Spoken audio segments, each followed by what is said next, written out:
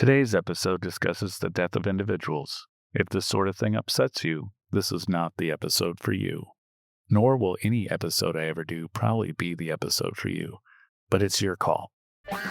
Welcome to Mayhem in the Morgue with your host, Dr. Kendall Crowns.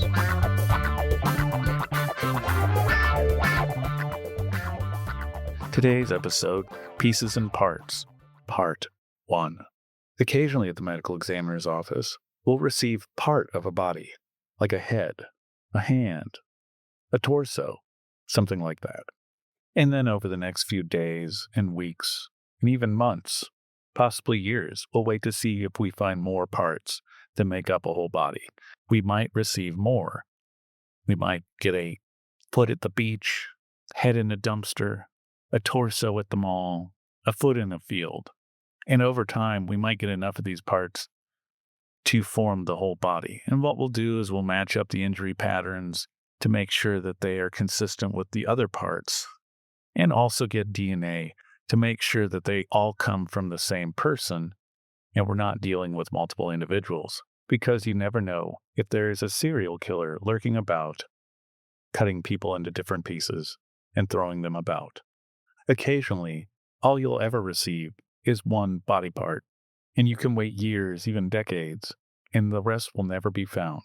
In those particular cases, if there is enough of the individual that we can try and determine cause and manner of death, we'll do our best, and we'll do our best to try and identify them. But ultimately, there isn't much we can do. Today, we'll be discussing a few of these type of cases. The first case is a human remain that was recovered from a crime scene. A homeowner had been woken up by their dog barking, and when they went out into their living room, they found that one of their windows was broken and there was blood all around. It appeared that someone had broken into their home, but was startled by their rather large dog and made a hasty exit through the window that they came in.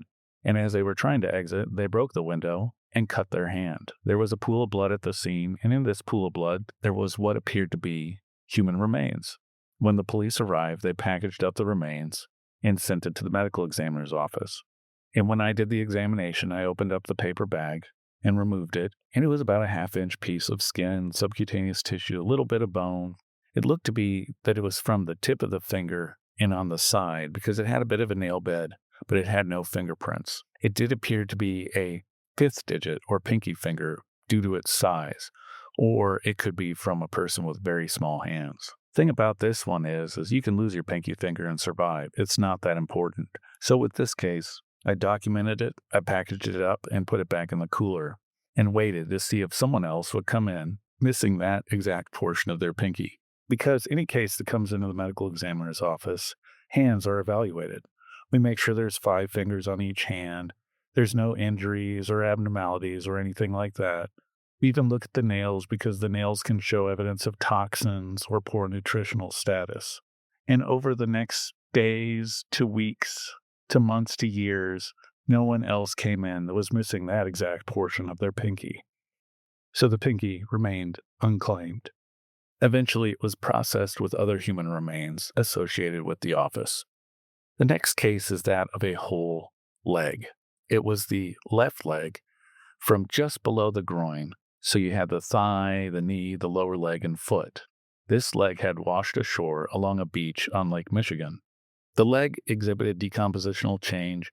It had a green discoloration, skin slippage, and all the toenails were gone. And we would get parts from Lake Michigan like this occasionally. Because what would happen is, when a body is dumped in Lake Michigan or a person jumps into the lake to commit suicide, or alternatively, they were swimming and drowned and never recovered, or any other of a myriad of possibilities. But what happens is, after they die and begin decomposing, they float back up to the surface. So on Lake Michigan, there are these large lake freighters. They're also called lakers. They move back and forth along Lake Michigan, carrying a wide range of goods, including iron ore, coal, and limestone, things like that. They typically run between March and mid-January, usually before Lake Michigan begins to ice over.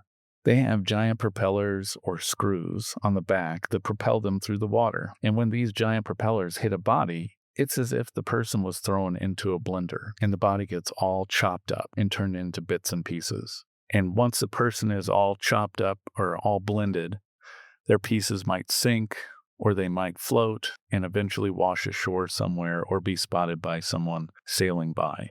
Usually with the bodies that got ran over with big ships, we didn't get much more of them than the one part that was found. When I examined this lower leg, it was an intact left leg, thigh, knee, lower leg, and foot. I documented it.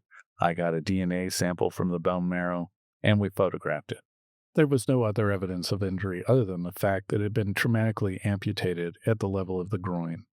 You have to remember in this area the femoral artery sits, and you can bleed out relatively quickly from that. So we knew this person had to be dead.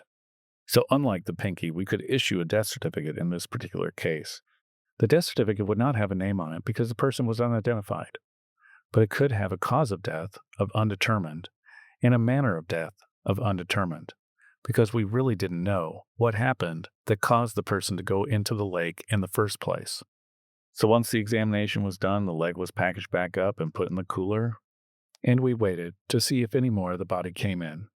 And days became weeks, and weeks became months, and time passed, and no other parts came in that matched up with this leg. Other parts came in, but they weren't the ones that were associated with this leg. Finally, after a long period of time, the leg was included with other indigent burials and buried. But to my knowledge to this day, over 20 years later, that leg has still not been identified. That brings us to the last case. When the last case came in, it was labeled as just human feet. These body parts were discovered on a roadway by a passerby. They saw what they thought were human remains and called the local police department. The police arrived and found 2 traumatically amputated legs. The legs still had on their socks, and there was a shoe found at the scene, but no body. There was no body anywhere around there. So they collected the remains and brought them to the medical examiner's office. When I unzipped the body bag, what I found were 2 human legs, appeared to be a right and left leg, wearing blood-stained yellow socks.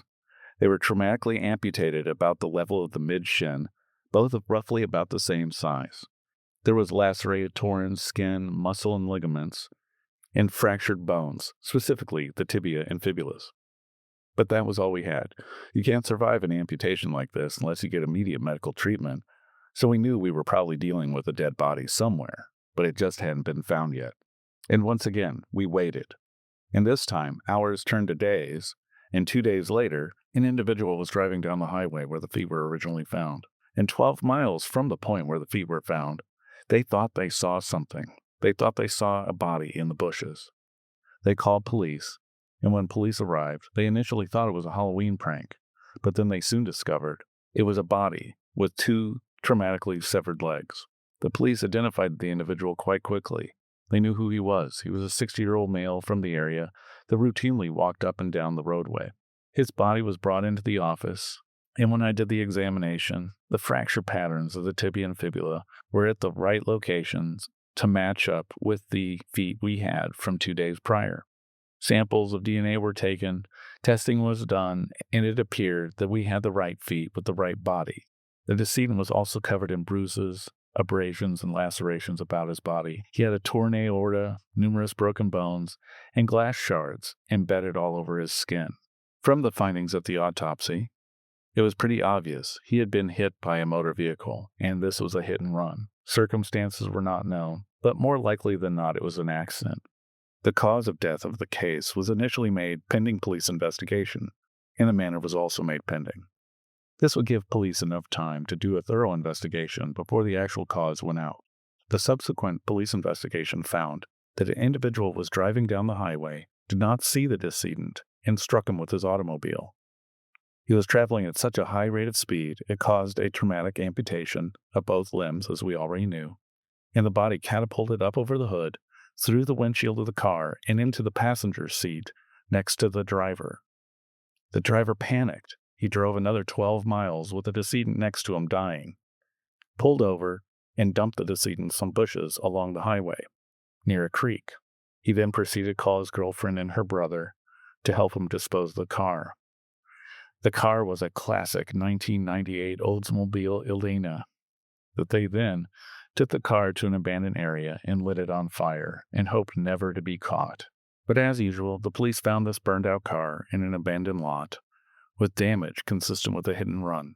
They matched up the trace evidence recovered from the decedent and determined that this was the vehicle that had killed him. They traced the vehicle back to the owner and subsequently arrested him. He was charged for the hit-and-run accident and eventually convicted. And that brought this case to a close. And at least this time, we were able to match the parts back up with the rest of the body. So that brings us to the end of the episode. I hope you learned something, like never go swimming in an area where there are lake freighters. And I hope you were entertained. Until the next time.